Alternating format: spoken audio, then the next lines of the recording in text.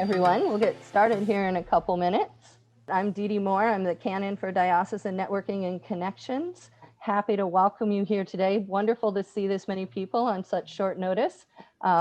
We wanted to get this in because we know annual meetings are starting. And so we went ahead and scheduled it, and it's wonderful to see you all. I want to let you know we are also recording this session so that others who were not able to come today will be able to watch it. And now that you have chat open, we will use that. If you have any questions during the presentation, you can put them in chat, and I'll be gathering those for the team. And when we have time for Q&A, we will go back over those. And I want to introduce Judy Andrews, our Diocesan Chancellor, and Bryan, Krislock, who is our Diocesan Vice Chancellor. They're your presenters for today, and I'm going to turn it over to them. And I'm going to start by saying that Bryan, who's really prepared all this, is going to be your main speaker and answering probably most of your questions. Thanks. Thanks for coming.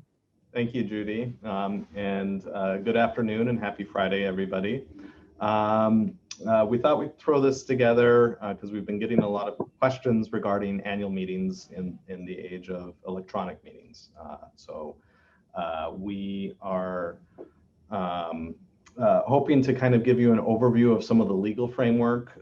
There's a guide that's been published on the diocesan website that recites some of this, but to go through both the secular law that applies to parishes and then canonical law that applies to missions of the diocese with respect to holding these meetings, some of the procedural requirements, some of the things you'll want to take into consideration, some of the questions we've been getting on the technology. So what we'll do is we'll go through kind of the overview, and then we'll spend most of the time opening it up for questions and answers. So anything that you have concerns about, anything that you're wondering procedurally how it works or the implications, just keep those in mind, and we'll have a time set aside to kind of have an interactive session. So the agenda today is we'll talk a little bit about the statutory and legal requirements. Constitution and canons of the Diocese of Olympia are one of the primary go-to resources. Also for parishes, there's two additional considerations. One is the Washington State Nonprofit Corporation Act, which is codified in Chapter 2403, and then the bylaws and articles of incorporation of your parish itself. And let me just add that many, many missions have bylaws as well. Okay. So, and bylaws are essentially governing rules of the organization that talk about some of these procedural requirements. They're almost like mini canons for the parish or the mission itself. Then rules of order and some of the considerations you'll want with that. And then finally, talking through some considerations for technology and voting issues that may come up. So first off, with respect to the diocesan constitution and canons, if you are a mission, there are two canonical sections in the diocesan constitution and canons you'll need to take a look at. Two sections. First is Canon 11, which governs the basic bare bones requirements for a mission. So it governs the vestry, or I'm sorry, the bishop's committee, the bishop's warden, annual meeting requirements, all of that is contained in Canon 11. You'll want to pay attention to that, take a look at that, and that's kind of the top level requirement. Your bylaws can vary from that, but every mission has to comply with the requirements of Canon 11. Most importantly, that means holding an annual meeting once a year, and also electing members of the bishop's committee. Canon 30 is a canon that was recently adopted by the diocese that permits electronic meetings for all diocesan entities. And given that missions are part of the diocese, they're not separately incorporated, this by extension allows annual meetings of missions and mission congregations. Parishes are governed by a separate canon in the diocesan constitution and canons, and that's Canon 9. A couple of requirements that parishes need to keep in mind. First is that you have to have an annual meeting to elect members of the vestry. And second is that, and it's a very strong policy in diocesan canons for both missions and parishes, that there has to be a provision for nominations from the floor. What that means is that people can be nominated to the vestry or bishops committee from the annual meeting. So you can't restrict that right. And the diocesan canons are very specific on that point. Then we get into the Washington Nonprofit Corporations Act. And this act governs parishes only in this context, because parishes are separately incorporated from the diocese, so they have a separate legal entity that's been formed. The act requires an annual meeting. By default, unless your bylaws or articles say otherwise, you are allowed to conduct your meeting electronically. At any annual meeting, and this applies both, I think, to missions and parishes, even though it's codified here, everyone has to be able to see and hear each other, or at least everyone has to be able to hear each other at the same time. The preference would be that they could see each other if that's possible, but we also understand that some individuals are not able to access Zoom and may only be able to call in. But allowing people to call in is sufficient. So that is a small typo on that provision. Also importantly, because we've had this question come up a few times, the Nonprofit Corporation Act specifically prohibits voting by mail unless it is authorized by your bylaws or your articles of incorporation. So you have to have a provision that allows for a vote by mail. We, can't really square that, I think, with the requirements of allowing a nomination from the floor. So that's something to keep in mind.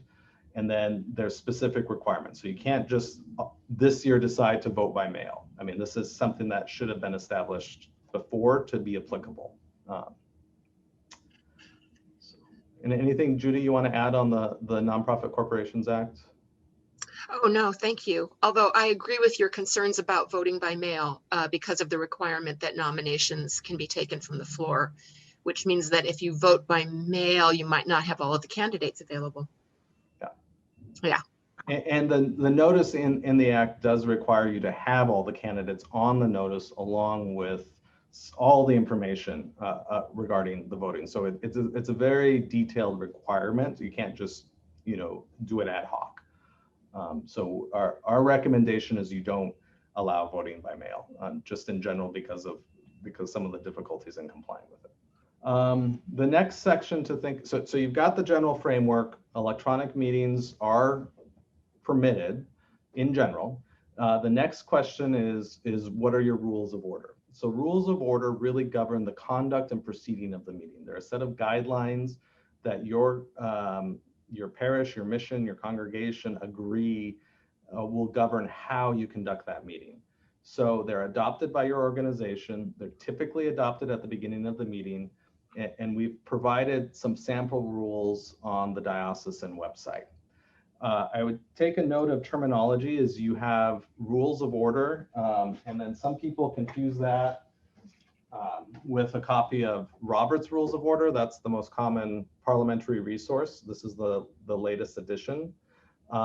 In Roberts, if you happen to have a copy, near the back, there's a whole section on sample rules for electronic meetings. And this is the most recent 12th edition for individuals. So this has a lot of good information. It's fairly detailed. Some people find it a bit overwhelming, and I would agree, it is a lot to digest. So don't feel like you have to follow this, but it's out there. The second is we did include some sample annual rules and a link to some annual rules published by the National Association of Parliamentarians governing annual meetings. Some of the considerations you'll want to consider in that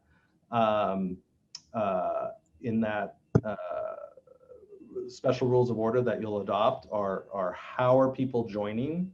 What's the expectation for what they can hear and see? How are they going to participate in the meeting, contribute to debate?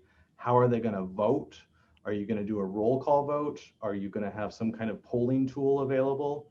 How are motions submitted? All sorts of questions that you may want to consider to have an effective meeting. And that kind of leads and is intimately connected to your technology options. So in the guide that's been published on the diocesan website, we go through a number of different options out there. The most common option that we would recommend is Zoom, which is the application we're using right now.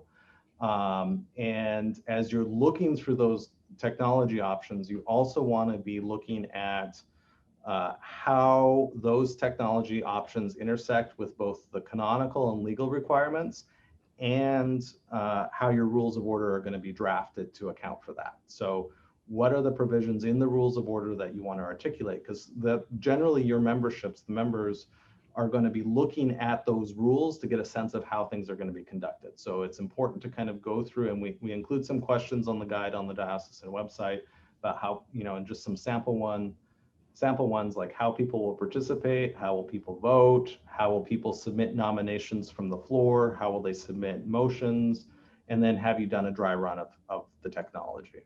So there's a lot to kind of consider. This is just really a 35,000 foot overview of some of the issues. And we were hoping to use this time to kind of dive into some of the questions we've been getting and answer concerns that people have. So with that, I'll go ahead and stop the share, and then have all of you had a chance to get and review the guidelines on the diocesan website? Has anyone had difficulty finding those? Okay, perfect. If you have, speak up and we'll show you where it's at. Otherwise, we'll kind of... I think it's also in the chat box. Yes, it is Brian, I think Matt put it in the chat box. Oh, perfect, Matt. Thank you. So we had some questions that were circulated in advance. We had so one question that was submitted in chat, and feel free, I think we've got a small enough group that people can jump in and just ask their questions, or put it in the chat, whatever you're more comfortable with. But the first question I have was a question, it looks like from Catherine, regarding including voting by electronic mail. And I'm presuming you're referring to the vote by mail question about when we were asking. Well, it depends. I would say if the vote is happening simultaneous with the meeting, I think electronic mail, I could see two different scenarios. One scenario is kind of a traditional vote by mail where people receive their ballot, they think about it, then they vote outside of the meeting. The other scenario is you conduct your Zoom meeting and everyone emails their vote right away within a limited period of time. So I would say that if it's the latter scenario, everyone's voting at the meeting using email, assuming everyone's comfortable and agreed to that, I would say that's like a live vote. It's just like doing a voice vote or submitting a button on a polling situation. You'd want to make sure you release the vote totals and how many votes were received, just like you would if you did a poll. If it's more of an extended period, if it's more like, okay, we're going to put out the names of the candidates and you have a week to respond, then yes, it would fit within that vote by mail category, would be my interpretation of how that would be done. Does that make sense? Thank you. Actually, I agree with you. I went through the exact same analysis, so I was just kind of making sure that somebody agreed with me. Yeah. Thank you. Sure. No, absolutely. So do we have any other immediate questions before I tackle some of the ones we've received via email? Thomas, it looks like you raised your hand, or? Go ahead. I am typing my question in, so. Okay. One question was from someone who asked about how vestry candidates can be elected via mailed ballots. And I think we kind of addressed that question. Does anyone have any questions about kind of how that plays out? Keep in mind that electing a vestry member is an action like passing a resolution. You're conducting some kind of legal vote. So whatever mechanism you use to vote on motions could be the same one that you're using to elect as well. So either as a roll call vote, which I know that there's some reluctance to do that, and I get that, or having some kind of polling alternative or short-term, polling window that's open. So I have a question about if you have the same number of candidates for vestry as open vestry slots, is it okay to submit a motion to accept the slate of candidates via acclamation? Absolutely. And for those of you who attended the diocesan convention, you'll notice that the bishop did the same thing at the convention. He did something called unanimous consent, which is basically presuming the consent of the body, so individuals can object and call a vote, make sure that they're not necessarily objecting to the action, but they're objecting to it being done by unanimous consent. And you can do that process with elections. So you don't even have to submit a motion to elect by unanimous consent. The chair of the meeting can say, is there any objection to electing the slate of this candidate or the slate of candidates given that they match? And if so, they're elected. If not, they're elected, and just go straight through that process. So it's especially in an electronic meeting context, I encourage it because it reduces the amount of votes you need to take for things that you have general agreement on. So we have a question. Any questions real quick before I jump on to the next question about unanimous consent or electing a, yeah. Daphne, did I pronounce that right? Yes, it's Daphne. Daphne. Real quick, our bylaws require us to vote on our budget. Can we also, are we allowed also to use is there any objection if not, the budget is considered accepted? Would that also fly? Yes, that applies to any vote you have to take, unless there's a special provision or requirement. Like in church law, sometimes there's a requirement for a vote by orders, as an example at convention. Parishes and missions don't have that. But for an action at an annual meeting, the election or the adoption of a budget could be done by unanimous consent. And the exact language is, if there's no objection, the budget is adopted. And my recommendation always is that everyone understand what an objection means and what it causes, so that there's no confusion and people don't feel like things are being pushed through without their consent or that they don't have a voice. But what I find is most of the time, especially if there's no controversy, it's a great tool to facilitate these annual meetings without needing to do votes on every single item. And that can be applied to the adoption of the rules of order. It can be applied to the adoption of the budget. It can be applied to resolutions, anything like that. So Catherine, I see a question. Thank you. Do you have a recommendation about how objections might be voiced, end quotes? Do you recommend that be by voice, by wild waving of arms, in the chat? Do you have any recommendation about how an objection might be made known during an annual meeting? Well, I think it has to be made known in a way that allows everyone to do it. And which leads into, I think, our next question,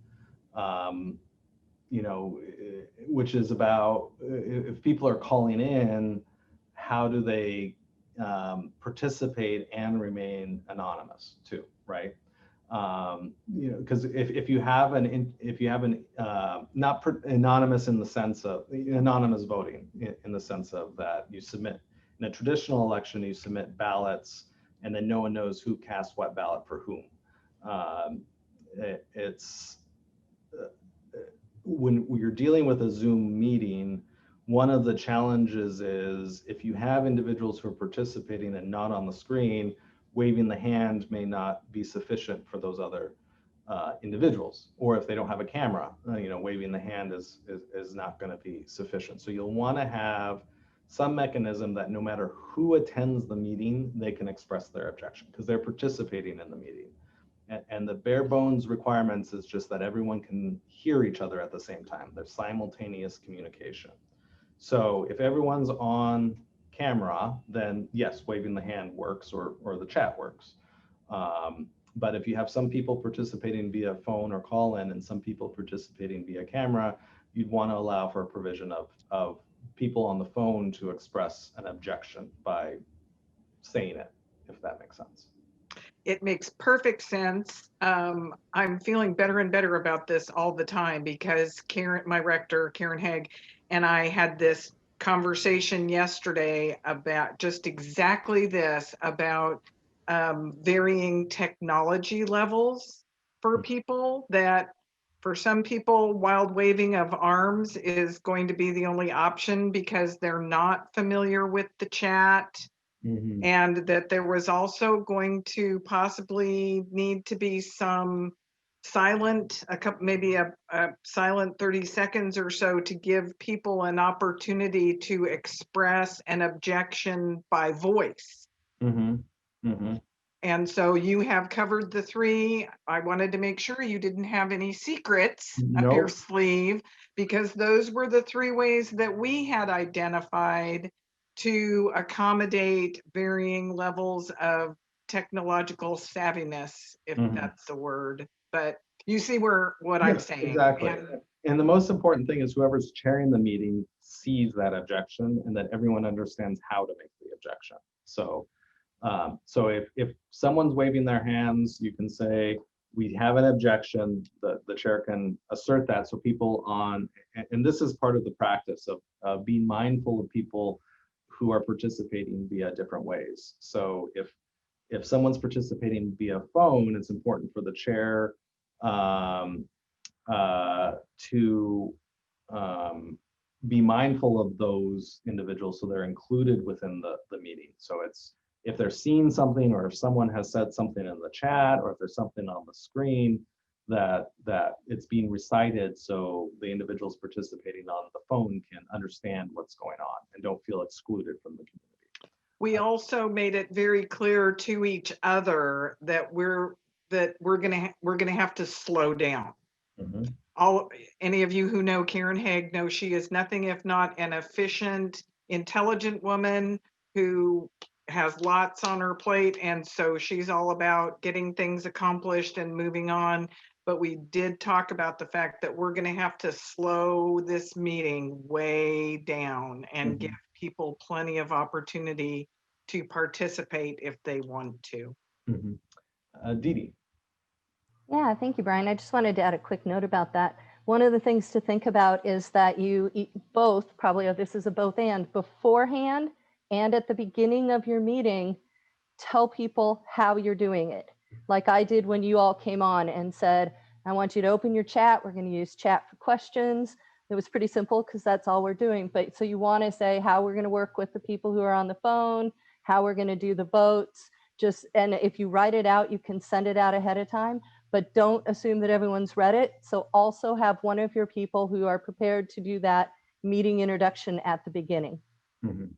And to extend on that too, I think Didi's point's very well taken. You also want to do it when it comes up at the meeting too. So don't just presume that because you sent it out in advance and at the beginning of the meeting, that now 30 to 45 minutes later, people remember the process. So it's really important to continually reinforce that, so everyone understands what's going on. And what you'll find is that by doing that, you reduce the concern that people have that they're not having their voices heard or they're not able to participate.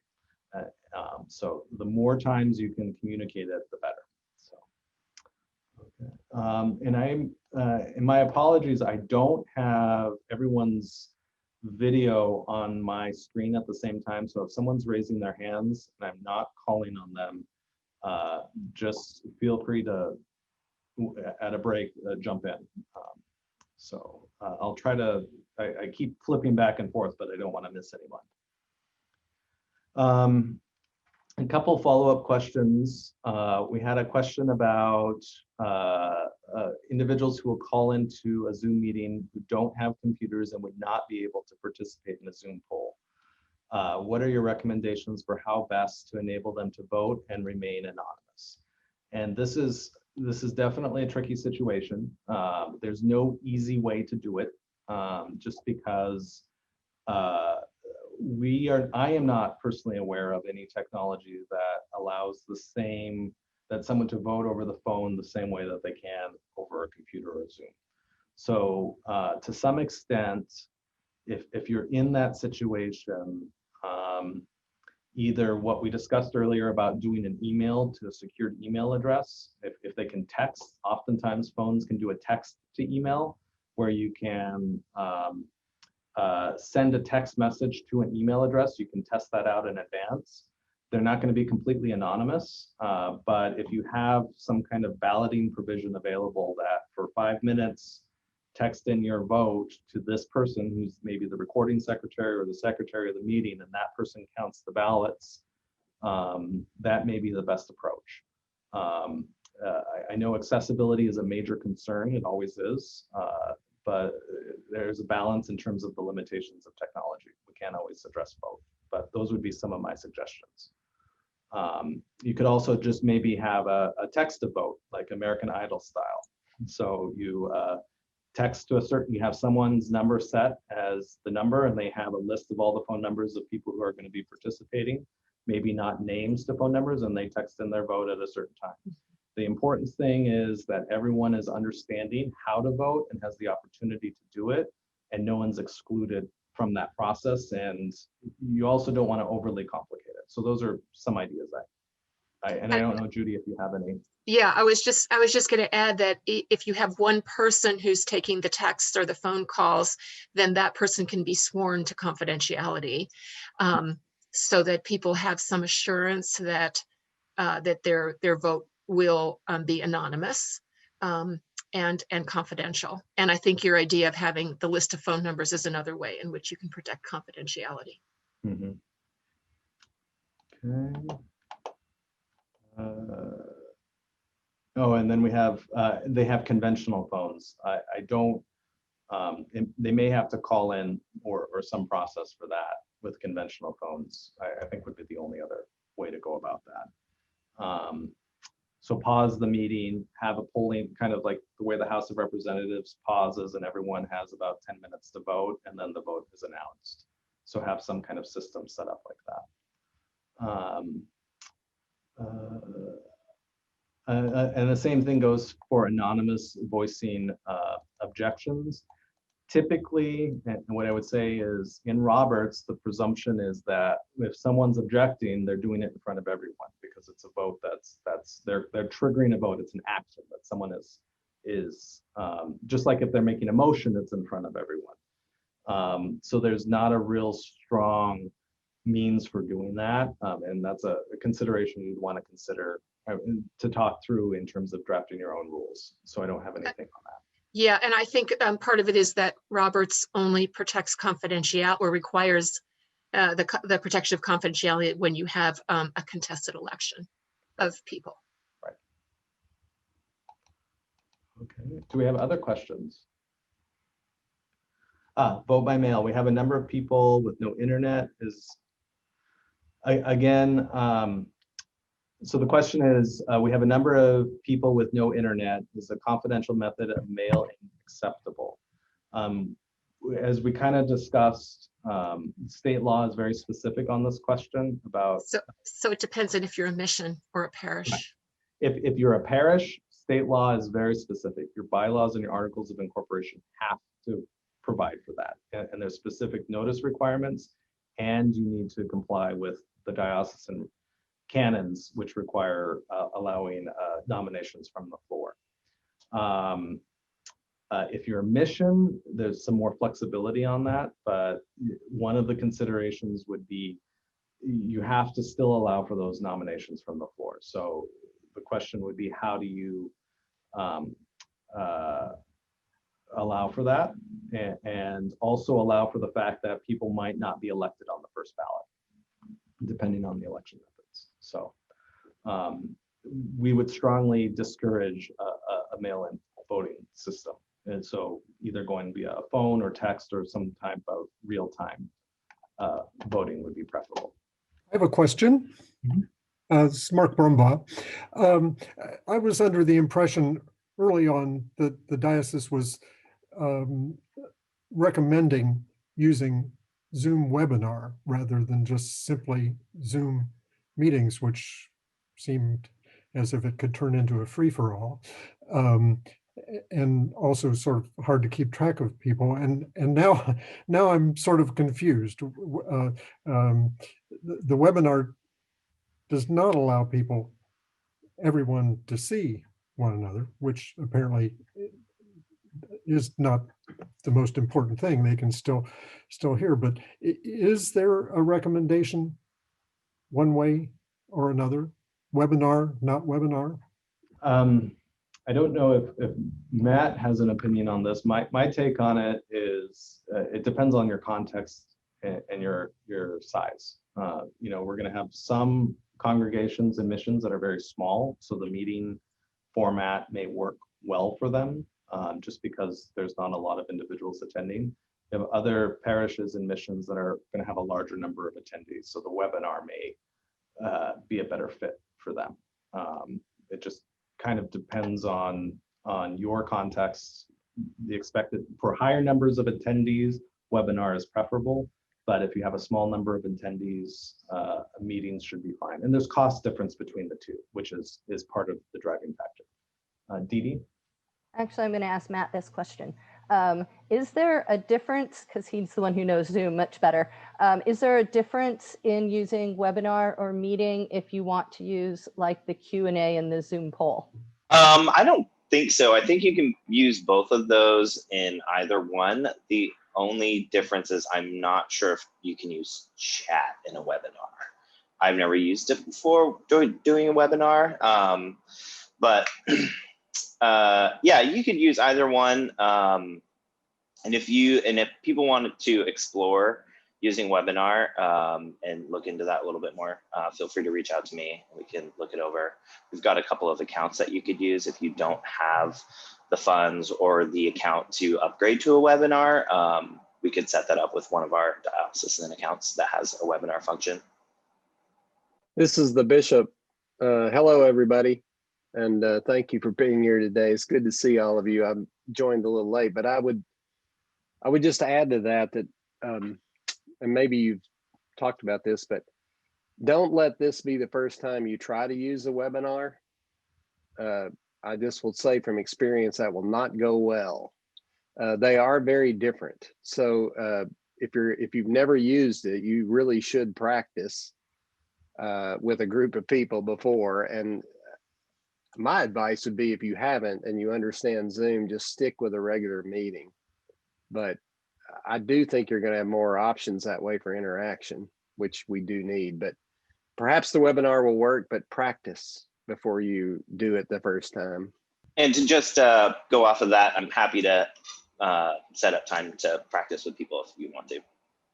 But I agree with the bishop, it's a little more complicated.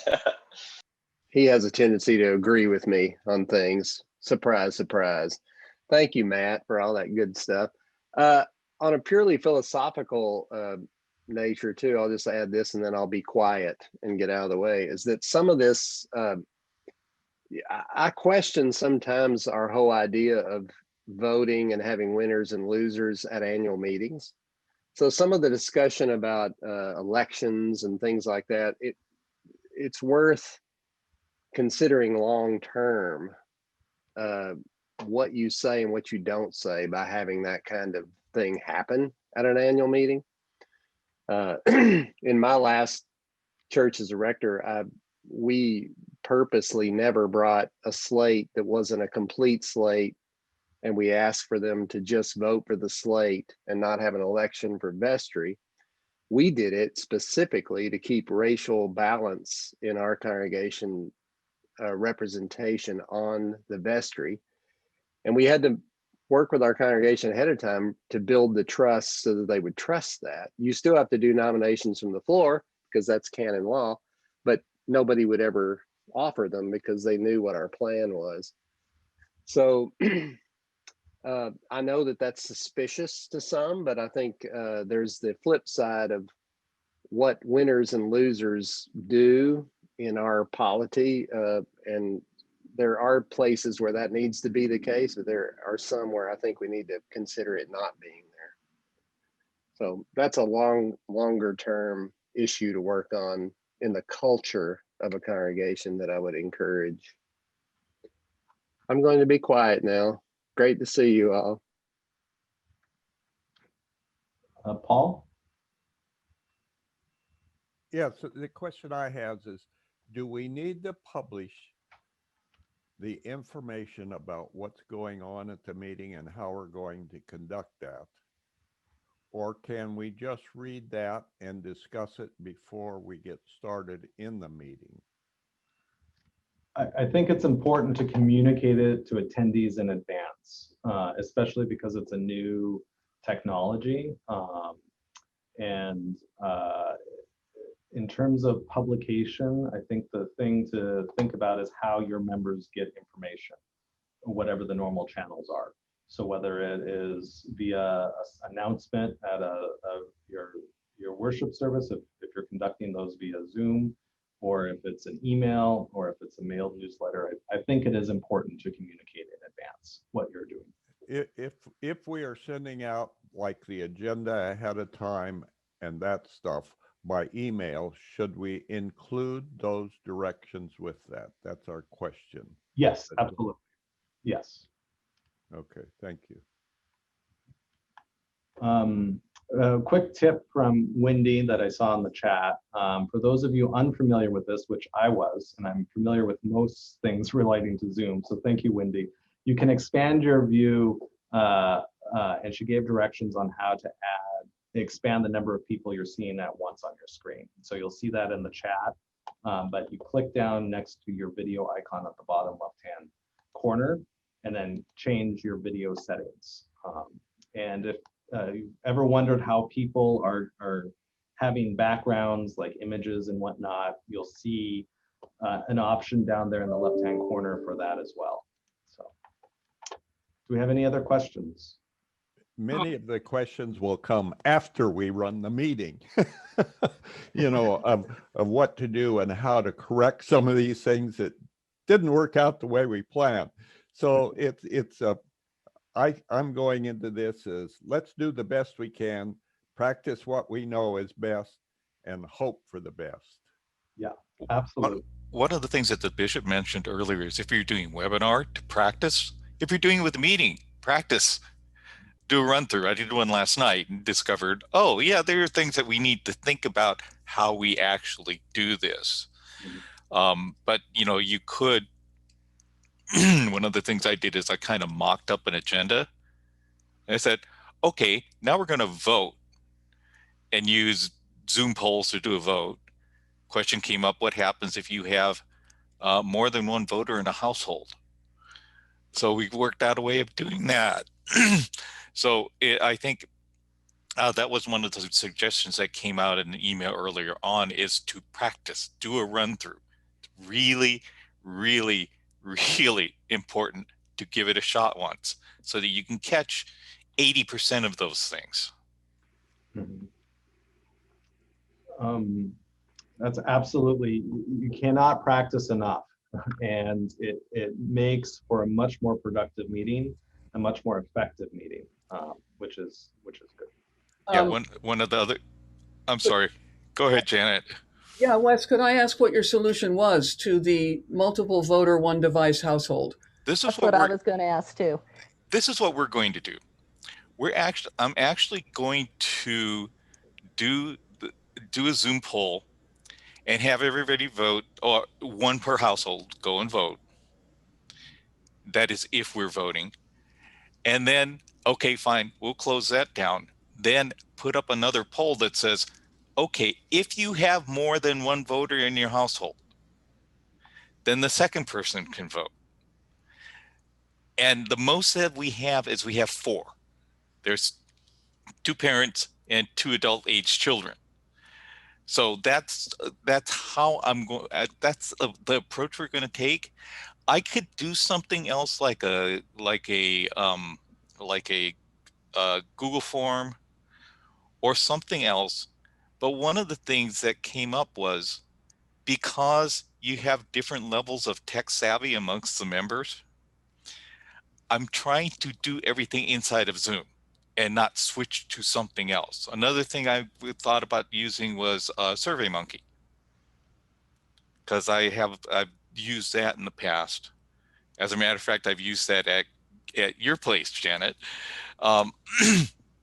So again, I'm trying to make, we thought about that last night and thought, if I can do everything inside of Zoom and avoid having people switching to another app or to a web browser or something like that, it should make the process simpler. So the poll I'll pull up will have a reminder that says, this is for the second person into your household. If you have already voted, please do not vote again, and all that kind of stuff. And that's a great solution. Yeah. One of the other things that came out as a suggestion in the email is make sure that you have a meeting host who is not the chair. And as a matter of fact, I think I want to have two people, because one person is going to be running more of the Zoom conference, and I want to have somebody else who monitoring the chat to see if there are people who are asking to be recognized and that kind of thing. Maybe it depends on what's going on in your congregation. I think for ours, I'm going to try and do that. You can probably get by without it, but I think it's really important to not have the chair of the meeting, your rector or vicar, actually doing all the Zoom stuff, because I think that's likely to confuse things, get really confusing and slow things down a lot. And that's important, is keeping in mind both your attention to the meeting, your ability to see what's going on, and making sure the technology is being processed seamlessly, because that's what builds trust in the process, and trust in the process is critical. Because if people don't trust the process, everything breaks down. Yeah, I really want to reiterate what Wes said, because the more jobs you can parcel out, it's easier on the chair. Even weekly clergy meetings that I do, April is always one of the hosts and is always in the background, or somebody is watching just what he said, what's in chat, who's raising their hand, whether I'm being heard or not, all kinds of things like that the chair shouldn't have to worry about. It's really, really helpful. It's hard to be the chair and juggle all of this we're talking about at the same time. I would also add that to have a tech person who is the one that can help people offline if they're having issues calling in, getting on Zoom, kind of like what Matt was doing with the one today who couldn't see the full screen, someone who's troubleshooting just the technology and people's accessibility issues, and let them know who that is and how they contact that person if they need assistance. There's a question, two things. One, I noticed that one congregation is going to be doing a hybrid meeting. It appears that there'll be some people in person and some people online. The link in the diocesan online meetings guide that we produced links to Roberts, and Roberts has a number of proposed rules of order for a hybrid meeting. But the most important thing is that everyone can participate on equal footing, so that there's not a limitation by participating online or via phone. And then there was a question about dealing with bilingual meetings. That's a tough one. What I've seen before is the interpreter is on a separate conference line that is basically a separate audio feed. So you have the main feed, and then the interpreter is on a separate line that people can dial in and get kind of a real-time feed of what's being said. I think that's probably, and Didi probably has some better suggestions. Well, I don't know that I have a better suggestion, but I do know that Zoom now has where you can add that feature. So I would, and I don't know if Matt, you know anything more about that, but I know that it is something that Zoom has started to incorporate into meetings where you have your interpreter and they sort of have the back end technology already set up for you. So I would definitely do a little research on Zoom about that. Matt, do you know any more?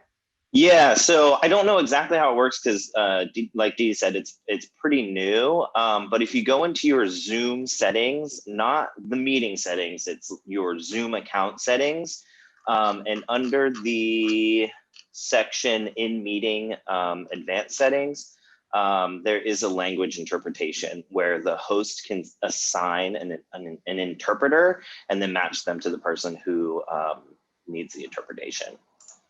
And I'm going to do a little bit more research into that to see exactly how it works. So if you have any questions, hopefully I can help you answer them. Any other questions? Bryan, there is one more down there. Should we record the meeting via the Zoom app? If you are going to record, you don't need to. Washington requires notice if you are going to be doing any audio recording, and both parties have to consent to it. So it should be announced in advance if that's going to be the case. There's no, I think it's an individual congregation's choice on that, about the reason for recording it and then who will be having access to it. Because I would anticipate there may be some privacy concerns that people might have with respect to their participation. So. You don't normally record the in-person meeting, do you? Usually not. Yeah. Only from a minutes perspective. Right. Yeah. That's what I was thinking of, is that if your minute taker would appreciate having a recording to use for confirming that the minutes were correct. I'm not seeing where you changed the number of people to 45 when I go to that video down at the bottom left of the screen. There's no place to scroll down on the menu. There's only 4 items that come up, and it's under the video settings. So yeah, I went there and I don't see it there. And then if you scroll down, so if you see a picture, when you click the video settings, you'll see your camera. And if you scroll down on that window, you should see it at the very bottom. It's kind of hidden. Yeah, I'm not seeing it on my. And it may have to do with limitations on your computer. So there. Right now it's grayed out. Some computers are able to do it, some computers are not. Oh yeah, it's grayed out. Why would it be grayed out? Because you're not the host. So only the host can do that. Okay, that answers the question. Good. Actually, I was able to find it by going under video settings and scrolling down. It has to do with your graphic capabilities of your computer, because having more video takes up more resources on your computer. So some computers don't have the right graphics card to do it. I can see it, but I'm not the host, so I can't click on it. No, I think you're right. It is a resource thing. Okay. Okay. Any other questions? We're approaching the end of the hour, so. One little suggestion: the spotlight function is helpful if you're in a meeting. If you're meeting host, you can spotlight someone, so that if a noise comes up someplace else, it's not jumping from person to person. That can be really helpful if somebody's actually doing a presentation or doing an extended talk. And how do you find the spotlight function? I haven't used that before. When you are on the screen, you will be able to roll over somebody's picture, and you get the 3 little dots, and you'll be able to spotlight someone there. Okay. That just fixes them on the screen. Then you unspotlight them. It'll show up in the top left-hand corner how to unspotlight someone. Okay. Wendy, I saw your hand up. Did you have a question? I guess. Okay. Any other questions? Okay. Well, thank you for all attending and your interest. I think if you have any questions, feel free to reach out and we'll try to get you answers as quickly as we can. So appreciate it, and wish you all the best of luck in your annual meetings. And regardless of what happens, I think it's a new technology. Mistakes will happen. Let's just have faith and joy and push forward. So thank you all. Thank you. Thank you.